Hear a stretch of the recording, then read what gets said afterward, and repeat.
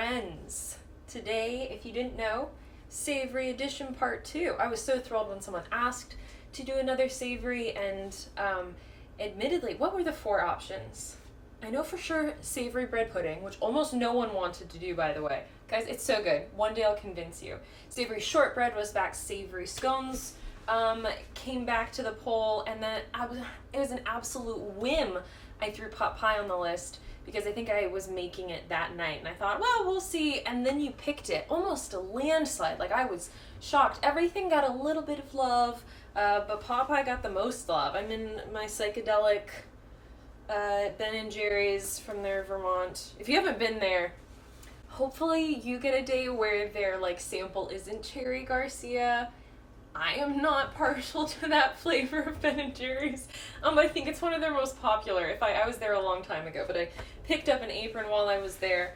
And I don't know, I'm in a t-shirt, I'm in pedal pushers or capris. I hope you're all just comfy, because if pot pie is anything, it's comfort food.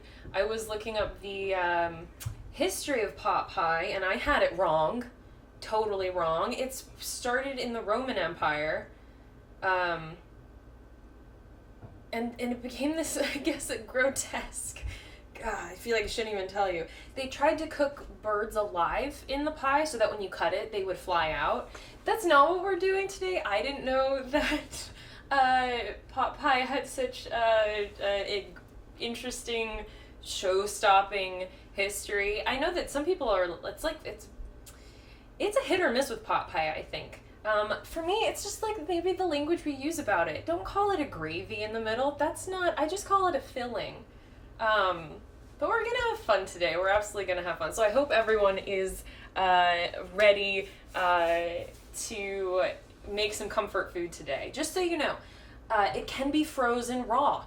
Actually, it might be better for the bottom crust to freeze it raw. Mind you, I'm partial to par baking, so I'll be doing that today. I can tell you the steps if you don't want to par bake your bottom crust. But you can make the whole thing, wrap it up, put it in the freezer, and then you're just going to add a few minutes on the bake time on the other end. So I'm telling you, if you're at all afraid of today, I think it's very simple. This is one of the recipes I make all the time for dinner because you can use leftovers. And I try and my husband likes eating. I'm not this way, though I should be. He's the type of person who'll bring a couple whole carrots and celery sticks to work, and so we always have those on hand, and that's pot pie right there. So but if you brought frozen veggies, totally cool. Just make sure whether or not they're cooked. If you have frozen steamers, you're gonna cook them with me. I don't actually know how frozen veggies work in that way, so maybe read the bag.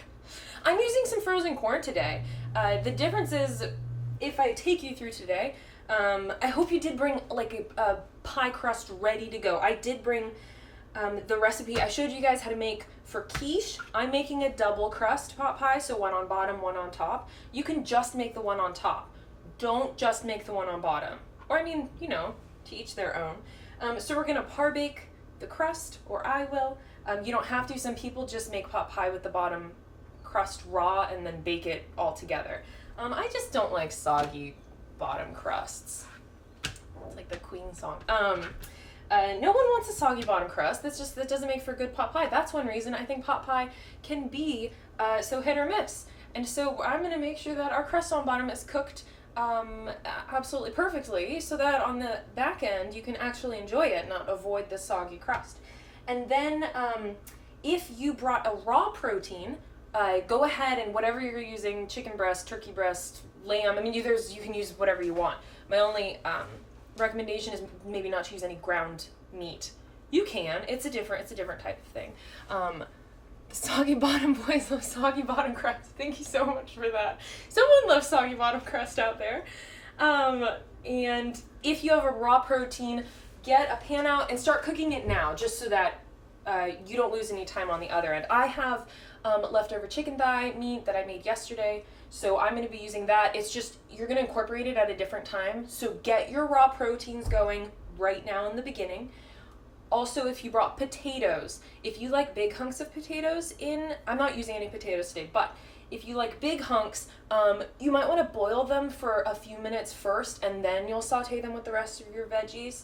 So housekeeping bits, raw protein, potato chunks. Get both of those cooking now before we even get our crust in the oven, and then we'll saute it all together later. Because you will incorporate your protein at the very end, your cooked protein at the very end, along with frozen veggies that don't need any cooking.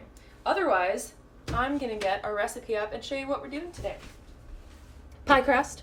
That's first. We're going to roll out our bottom pie crust and layer it, line our pie pan. We're going to par bake it.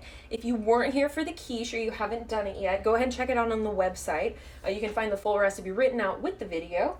We're going to line it with parchment and weigh it down with something that you have on hand, dry beans or rice or another cooking container that works. And we're going to bake it for like 12-15 minutes, pull it out, and then while that's in the oven, we'll be making our filling. And that's where the butter, flour, bouillon, and milk come in. Oh good, love, I thought someone was asking how versatile is this recipe.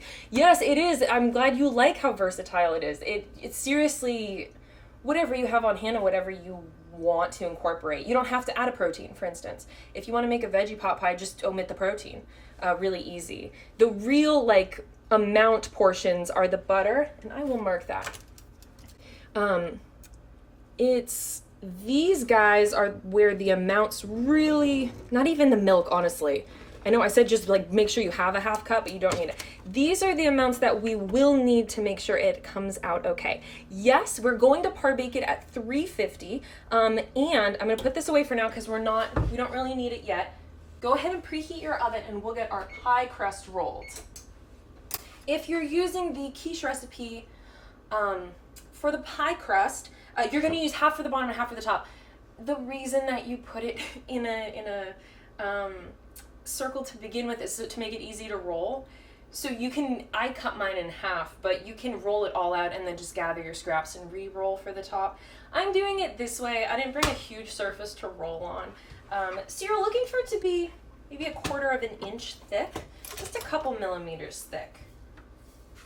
And if you're using pie crust, or I don't know if they do this, if they have pre-lined pie crusts, you can just par bake it. And if the directions say something different than what I'm saying, follow the directions, because I don't know what's in that crust or anything like that.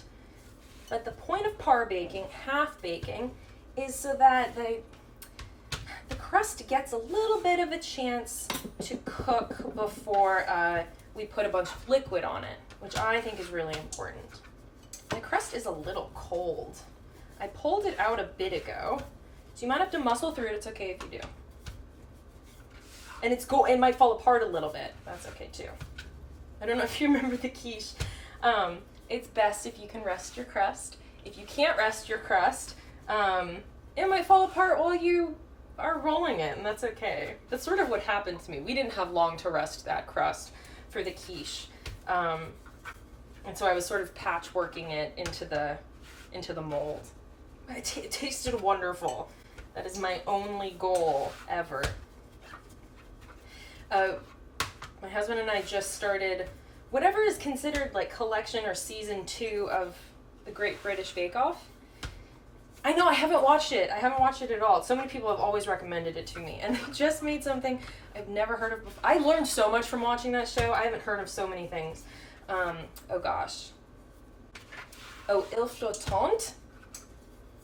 Offhand, I gotta admit, not my bag. And then I saw them and I was like, maybe I could do it. It is, I love creme anglaise, just like a vanilla custard. And then on top of it, it's floating clouds. You take meringue, French meringue, and you cannelle it, which is this technique that you've probably seen in fancy restaurants where they might have cannelled your whipped cream. It doesn't. I'm butchering this. It sort of looks like a football. I don't know. It's supposed to have very smooth sides. You typically do it with a warm spoon. It's amazing if you can do it with a cold spoon. And I know I was attempting that. Right out of culinary school, I worked at a pretty upscale steakhouse doing molecular gastronomy, and we were freezing a spuma in liquid nitrogen for desserts. And I was supposed to cannelle for this private party, and it was fine. It's not, I'm not good at stuff like that. I'm not good at stuff like that. I'm not very good at visual stuff. Like, flavor is where I like to sit. That's my home base. It's also not my passion. I don't think that helps if I, like, really enjoyed it. Anyways, what am I saying? So, il flottant, you make French meringue and then you poach it. What? In milk. What? By the way, if you're just joining, we're rolling out our bottom crust to put in our pie tin. Speaking of which, sprinkle a little flour in there. Just a little bit. And then on top of these poached meringue clouds, you put some spun sugar. No, I don't like meringue. I'm not even really a sugar person. I like cotton candy, you know what I mean? Sweet stuff. But I do love a custard. I love a really good custard. Again, banana cream pie is my favorite dessert. So I gotta try it sometime. But my quenelle, when I saw them at first, I thought they might have been piped. They weren't. Oh man. And then watching them do it was amazing. They succeeded so wonderfully at that recipe. Has anyone had il flottant? I feel like that's not even the right word. You can either, if you're cooking potatoes, to help them cook a little faster, I would quarter them or do whatever size you'd like to saute them in the butter, so that way you can actually just strain it and put them all into the pan at once, and you don't have to worry about cutting them again. So a little bit of the work then on the front end, but I think quarter them first. And if you boil them to the point you'd actually like them to go into the pot pie, you don't have to saute them at all. You can add them in with the cooked protein. And like the frozen corn that I'm doing, that stuff, the stuff that doesn't need to be sauteed, all goes in at the end. So the amount you cook your potatoes is totally up to you. And I do have sort of one big crack in my crust, which is fine, by the way, if you're with me on this. There is one trick I'm going to tell you, and that is, we're going to do a little bit of an overhang, because I don't intend on us resting this crust before my oven's ready, before it goes into the oven. It's bound to shrink. That's how crust works. Don't even worry about it. So I'm going to do a little bit, a little uneven, of an overlay on top. This bottom crust will not look pretty, and I'm not looking for it to. What I want is for it to be stable. So overhang is good. Not so much overhang you're going to have crust on the bottom of your oven, but for instance, my pan's not really meant to have crust sitting on the decorative portion at the top here, or at least I don't think it is. But I'm going to fill in sort of the tops where I can, because it's going to shrink, and you can always trim it. That's the thing. You can always do something to fix what's going wrong.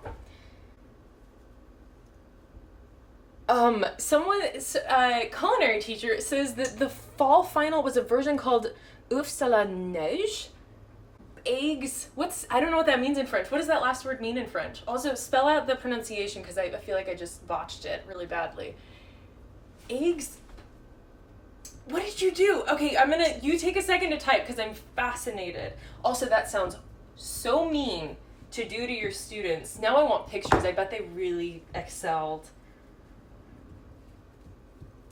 Okay, I'm almost lined here. Actually, I have like a thick spot. Feel around the edges. If you hit a thick spot, press it down a little bit. You don't want it cooking unevenly. And then I'm going to take a knife, and I'm just sawing off the extra edges, because you can always get rid of crust later. Par baked. Know that if you're trying to get rid of fully baked crust, it's bound to crack, and it might fall off in pieces, especially this crust. And you can, keep your scraps. If you do encounter, and you have that whole other crust ready, but if you do encounter a hole, you can patch it. And that's why I always save your extra crust. One reason I make this all the time at home is because we only get the bad crust, but especially if I have a few orders for quiche, which is, I think, the only reason I make this crust, really. If I've rolled out the crust more than twice, I don't like to use it on any product, and so we get those leftovers. And it always tastes okay, but there's a risk of it being tough when it's been rolled out too many times. That's why I'd come to this with a double crust, ready, because maybe the scraps will fit, but maybe they won't, and you don't want it to be tough. Okay, I'm ready. You can tell this one little spot's making me so nervous. Par baking time. You can put this on a sheet tray. If you're nervous, you can just put it in the oven, depending on your pie plate. A little parchment, little foil, whatever you have. My parchment's not quite big enough. Oh wait, yes it is. Adjust your parchment so it covers as much of the bottom as you can. And get your second pie plate on top. I'm using rice. I think the same rice I grabbed. I think quiche was number 8. It's okay, and now we're on number 12. If your rice, if your beans, whatever gets stuck in your crust, you can pluck them out with a knife, so don't worry about that. Typically you won't make a huge hole, but if you do, hey, we have extra crust we can patch it with. Okay, and this is to stop the crust from rising while it bakes. So I'm gonna put this in for 12 minutes, and I think it'll be ready by then. We can check it, and if not, we can pull it back out. 350, 12 minutes. And we're going to start getting, and if you're using, I've got a couple boards today. If you're using a board to roll, set it aside because we still have to roll the top. Okay, all of my veggies. Hold on. I've got such a crust mess right now.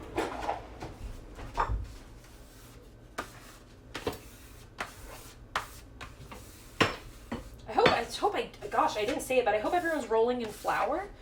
Oh my gosh.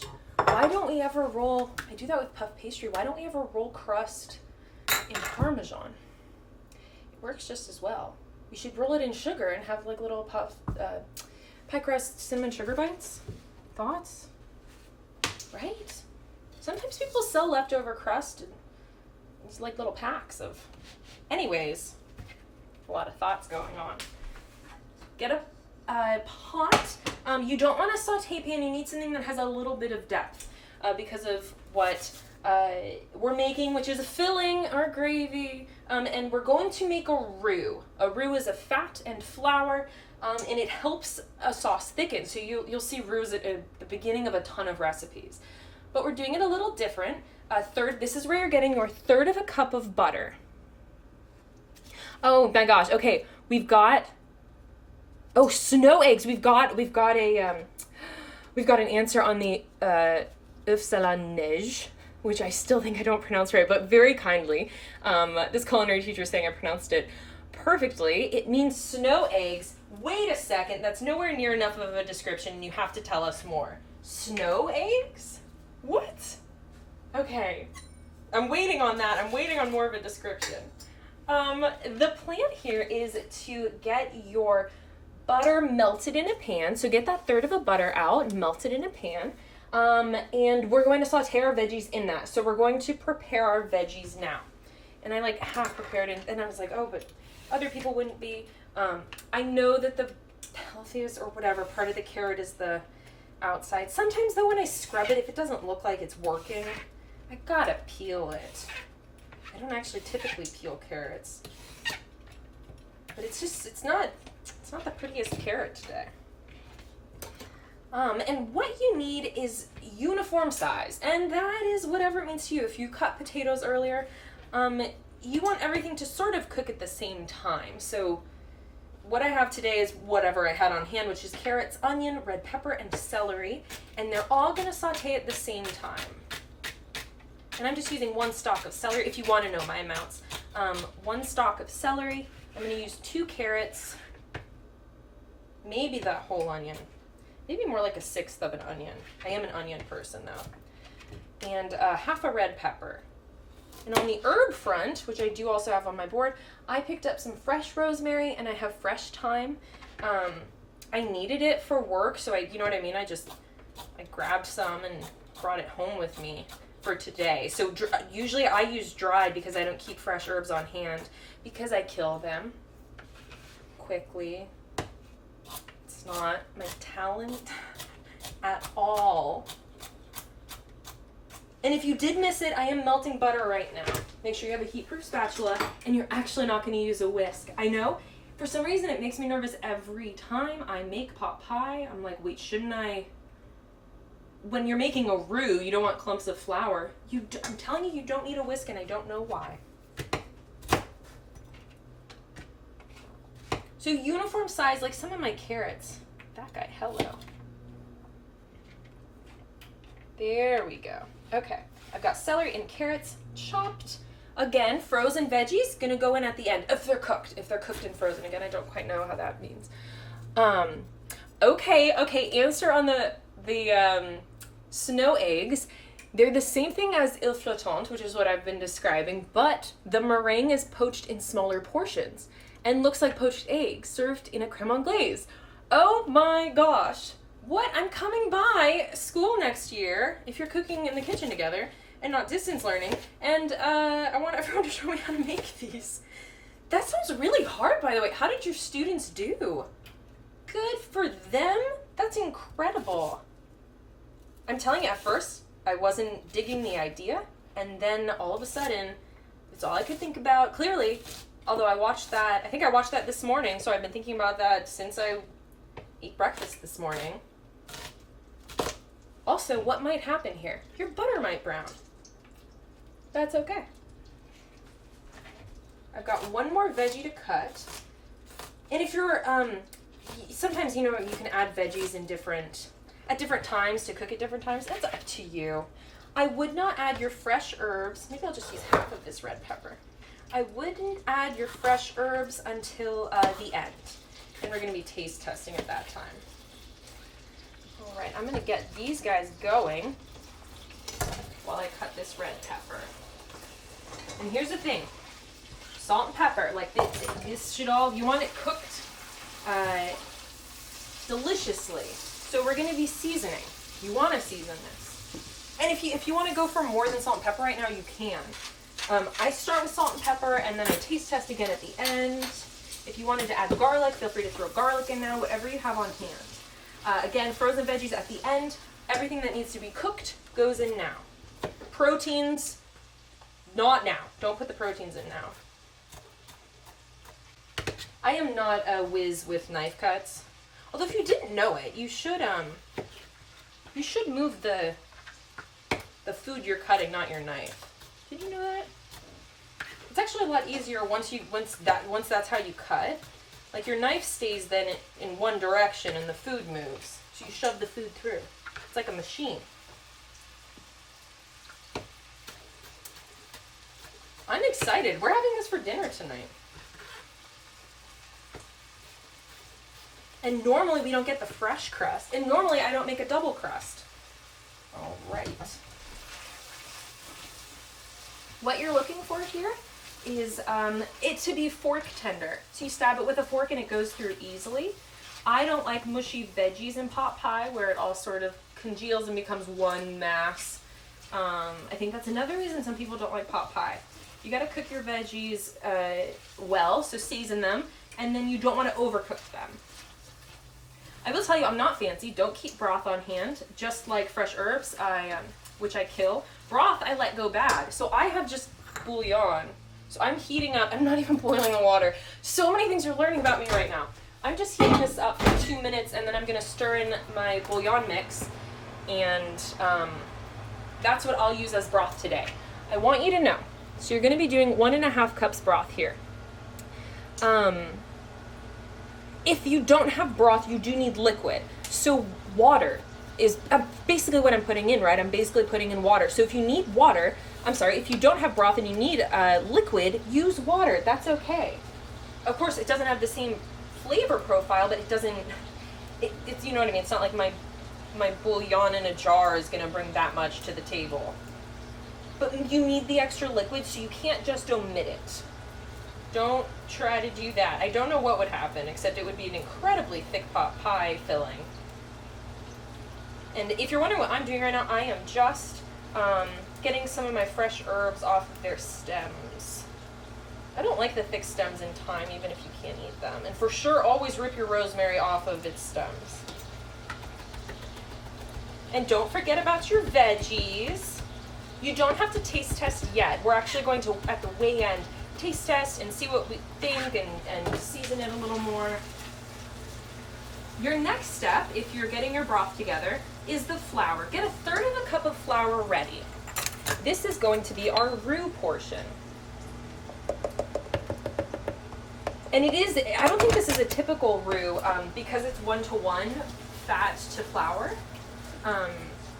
But that is what works really well in this recipe. And get your milk out, whatever type you're using today. I will get to why I was so dodgy about the amount of milk you should bring.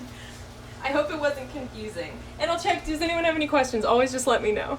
Oh, I'm glad to hear that. Golly, snow eggs, and the students did really well. I feel like I want to update everyone on that. This is gorgeous. I'm honestly, it doesn't usually look very pretty. But I've got red peppers, green celery, orange carrots. I'm going to throw in yellow corn. I'm excited about this. It's going to be a very pretty pot pie. I just got my bouillon water out of the microwave. This is why I always say bring what you have if you're bringing, you know, the boxed brownie mix to the Ooey Gooey brownie session from a few weeks ago. Good, do it. All right, I'll move this aside. We're on to sort of the flour portion. I'm going to test my veggies right now, see if they're cooked. A little longer on the carrots. I'm not there at the carrots. Celery is doing really well. Let me test a pepper. Okay, so it's really, I'm just waiting on the carrots to get a little bit more tender. Maybe 1 minute. Maybe 2 minutes because my crust, no, probably 1 minute because my crust is coming out.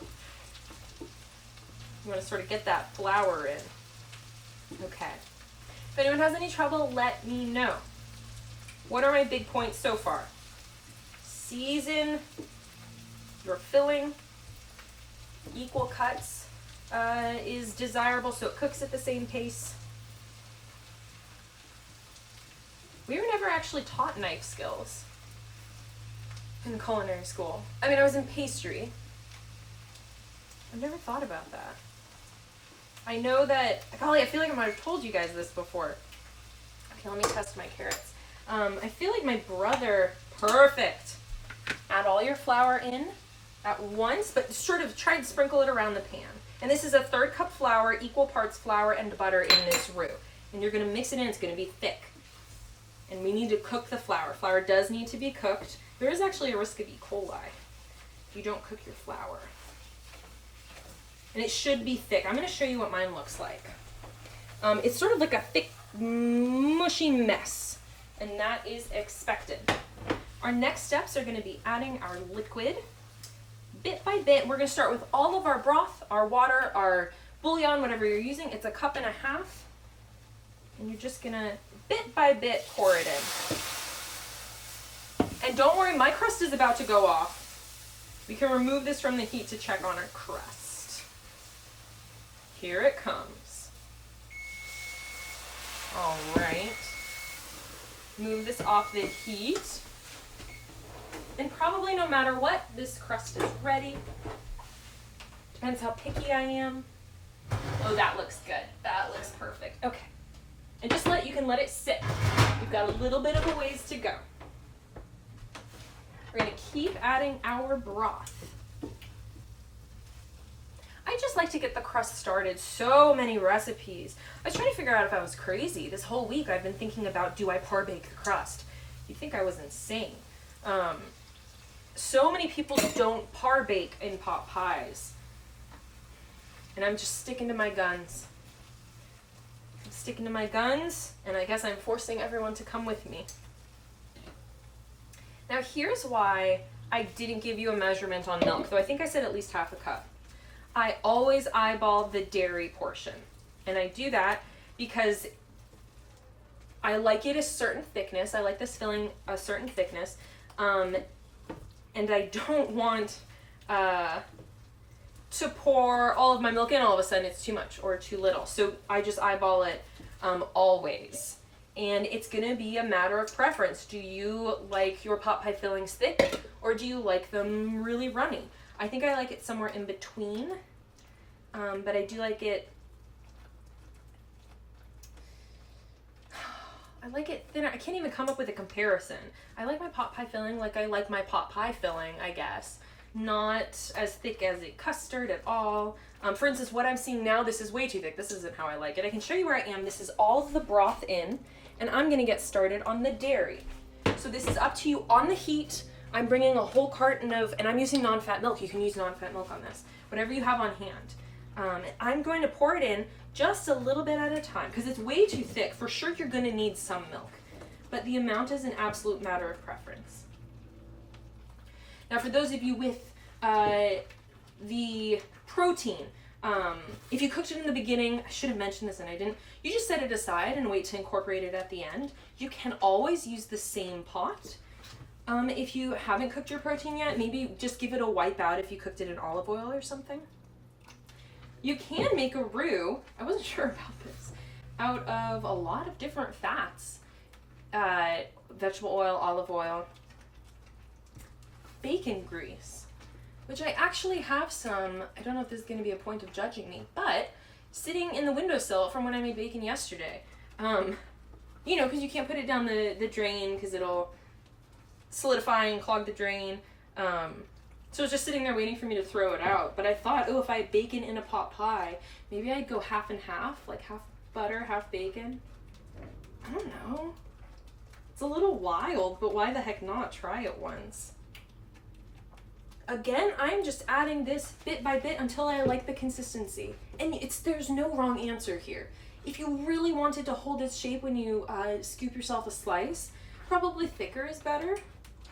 That's not how I even view pot pie, so I never go that thick. Actually, I might be really close to where I want it.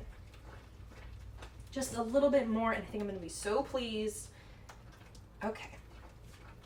That's it. I'll show you what my consistency looks like. I'm going to turn off the heat.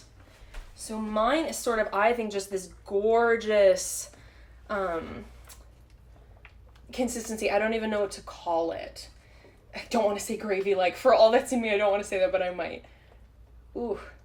So this is exactly how I like it, and you want to keep it off the heat at this point. Because it'll, even with this pan that I talk about all the time with the copper lining, it'll even continue to thick a little bit. And you can always add a little bit more milk. So now's the time to throw in, if you're bringing fresh herbs, if you have dry herbs, throw those in.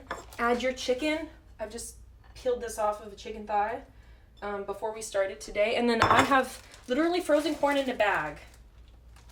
And I'm just dumping some in. I'm eyeballing it. Seriously, you can make this so many different ways. I have made pork pot pie before. You just have to sort of avoid the really fatty parts of the pork at that point. I'm going to stir it all in.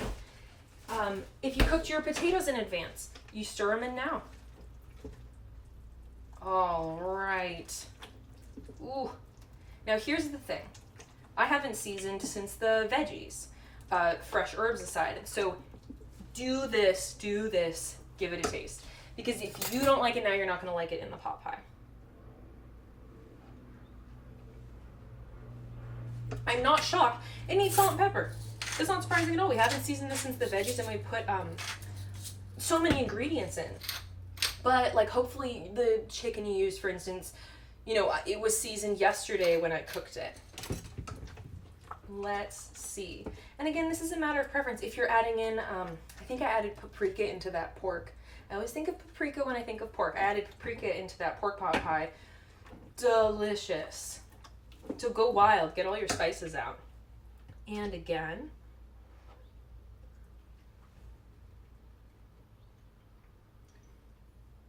It's perfect. It's absolutely perfect. I'm so happy. Keep that set aside. This is hot. Don't forget that. I'm going to remove the rice first just to see what patches I might need to patch up with our leftover crust. And then I'm going to roll out my top crust before filling. Okay, and I do see I actually use a spoon to do this. This happens all the time. Just to get out I have like 6 grains of rice that snuck away, and they really want to stay here. There we go. Okay. Oh, I got 2 more. And now I'm gonna look for any spots that might need a patch. Maybe one little one. I'm actually surprised. And I'll show you the bottom. It's not as cooked as it was for the quiche. I don't actually want it to be or expect it to be. It does have sort of, it's no longer shiny on the bottom at all, but it doesn't have any color either. It's maybe a teensy bit wet looking from the grease, and that's totally fine. So let me patch up that one little bit I told you about with the extra crust I put. Here we go. Right, I left it on my board. Hello, Patch. And leave your ovens on. We're gonna be baking this right away. Okay, so don't put this back on the heat, but if you put it in your rolling vicinity, get yourself ready to roll. Move all my tools aside and get my rolling mat back out. And roll my top crust. And the reason I want to do this now is because I'm clearly so afraid of getting a soggy crust. And so I don't want to give that liquid any extra time in there. But I did use time today. So many puns. Absolutely, I can give a recap so far. I'm so sorry if you said that a long time ago. What we've done, I'll put the recipe up while I recap too. We've rolled out our pie crust and par baked it for 12 minutes at 350. And then from there, it's just melting that third of a cup butter and sauteing the veggies in it. And you're going to do that until the veggies are fork tender, until they're as cooked as you want them. Then I added in the flour, and I used my spatula, same spatula I was sauteing with, and I created a roux, and I cooked the flour for a little bit before adding any liquid. And for these measurements on this page, I added in all of the broth in increments, so not all at once, but there was no guesswork there, all cup and a half. And then I eyeballed the amount of milk. Also, I added it in increments, but I was doing as much milk as it took to get to the consistency I wanted. And that's basically where we are. My crust is out of the oven, and I'm rolling out my top crust right now. I admit I'm doing it rather poorly. I feel like that's a necessary point in this recap. I'm wondering if my rolling mat might be not conducive to rolling. Why didn't I pull out my marble slab? I don't know, laziness? Huge mistake. Pull out your marble slabs, people. This rolling mat has like divots in it that the crust is sticking in. Did I have a marble slab out for quiche, I wonder? Again, week 8 if you want this pie crust recipe. Highly recommend you make your own crust. It's 4 ingredients, if water counts as an ingredient. It's flour, salt, butter, and water. My only recommendation is you make it a half hour in advance, so it's rested before you roll it here. My crust did not shrink very much at all. Partially thank you to the overhang I left on the sides, but also I made it yesterday morning, and it got a nice good rest in there. I have a hole directly in the middle of this crust. Can't even tell you how displeased I am. But it's fine if you have a hole. You can patch a top crust too. I'll show you. Pull out your marble slabs, people. I love doing this live.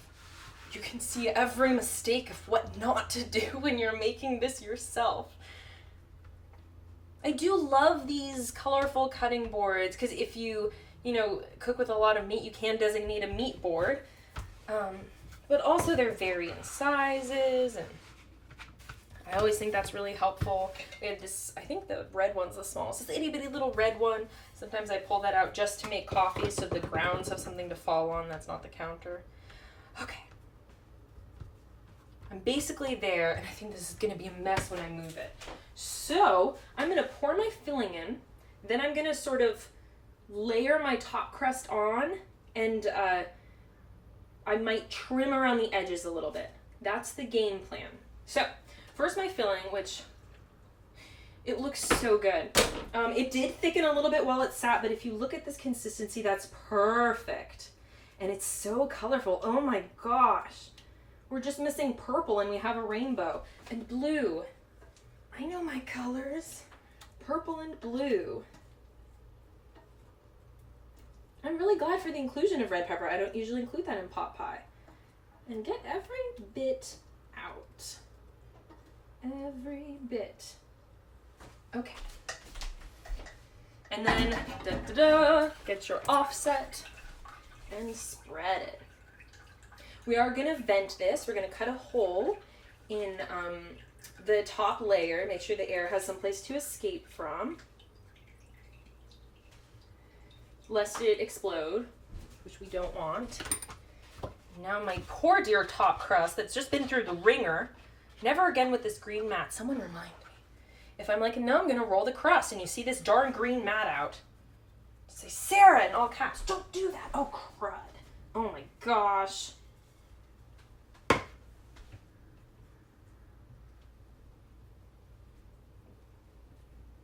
Okay. I'm not above making mistakes live. Part of me says that's part of the fun. This stuff happens. Don't use the green mat, you guys. Get your extra dough if you do have any patches you want to fix. And I'm going to get my dough knife and start trimming around the edges and fixing some of these patches. And it will adhere. You just have to do a little pinch. I have to go rewatch that quiche video myself. If you didn't know, all the videos are on the website, which you can watch at any time.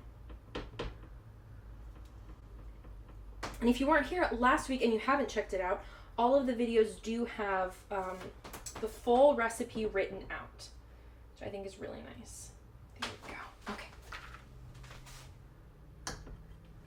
Okay. Just trim around. I'm trimming some of that overhang off. I'm really glad my bottom crust didn't shrink, but it feels really nicely baked. Like it's gonna hold its own against this liquid that we have in the middle. Watch out. Well, I suppose watch out for your hands because obviously this was just in the oven. But if you have a heat-proof mat, you can do this over a heat-proof mat, and that way all this stuff that you can scrape up easily with a pastry scraper, it has some place to go. There we go. And for like edge decoration, whatever you want. I mean, this is your pie. You're the one eating it. I do like to do this little pinch. Again, I'm not super great at decoration, but I do have this pinch I learned where you pinch part of the crust here and shove sort of your thumb in the other side.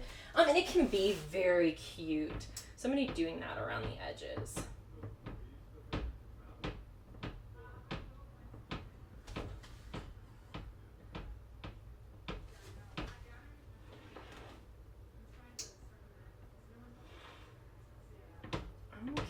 And you don't have to do this, for posterity. You can do this or not. Ooh, sorry if you can hear people outside. And I'm going to fix this little patch in the center here now that it's had time to sit on top of itself because the heat of the crust will actually help these come together. There we go. And then, guys, it just goes into the oven. And don't burn your hands. Mine is still hot, but manageable. And this is going to go into the oven for, I know this is a really long span, but 30 to 45 minutes. And that is just until you like the way that top crust looks because the filling is cooked and the bottom crust will cook along with it. So maybe what I'm going to be doing is I'm going to set a timer for 20 minutes. I'm going to turn it around, give it a look, and then decide how much longer I want to leave it in the oven. So it is completely based on your preference, your crust preference. 20 minutes now. Hello. Thank you for joining me on the adventure of me patching up my crust. But I hope it was helpful in one way or another. There we go. Oh, garbage bowl, hello. If you didn't know, it was here the whole time, guys. The garbage bowl's always with us. And then we'll all have pot pie, and I want to know how it turns out for you guys. Hopefully, you're not using a green mat that destroys your ability to roll. Oh, I'm so glad. Someone said that they missed last week's class, but they watched the video online. I'm so glad you enjoy the oatmeal cookies. That's one of my favorite recipes, by far, and so manageable, right? I mean, it's your classic cookie recipe. But I'm thrilled. Thank you. Thank you for letting me know, too. I'm really excited to eat this tonight. If you haven't checked out the site, also, this morning I launched Father's Day cookie boxes, which I'm really excited about. Because there's a brand new cookie in it. It does include our bourbon pecan sugar cookies, brown sugar cookie with a bourbon icing and toasted pecans. It also includes a new one, which is the caramel pecan cookie revamped to a bacon caramel pecan cookie, which is really tasty and fun and different. And so I launched those today. So you're welcome to local delivery and shipping. Both are up there. If you have questions, let me know. But under more information, you can find the Beurre blog with all the recipes, all the videos. I tell you where to check out certain parts in the recipe if you need to follow along visually.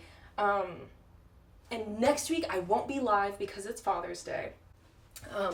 Oh, did I miss someone? Oh, very helpful. Oh, you're so sweet. I know. We'll see how it turns out with the patchwork in the middle. That totally happens all the time.